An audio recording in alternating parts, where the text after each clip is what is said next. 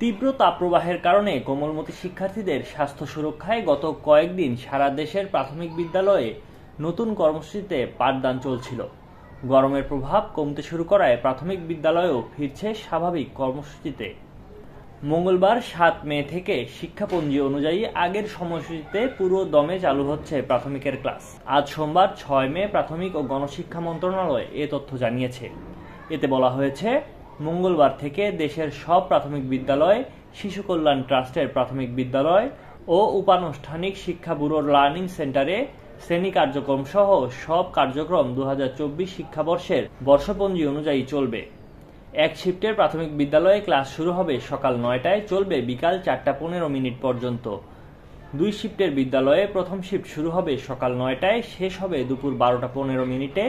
দ্বিতীয় শিফটে ক্লাস চলবে দুপুর ১২টা থেকে বিকেল ৪টা ১৫ মিনিট পর্যন্ত। ঢাকা মহানগরীর জন্য পরিপত্র অনুযায়ী নির্ধারিত সময়সূচি প্রযোজ্য হবে। অন্যদিকে প্রাক প্রাথমিকের ক্ষেত্রে সংশ্লিষ্ট উপজেলার শিক্ষা কর্মকর্তা সময়সূচি নির্ধারণ করবেন।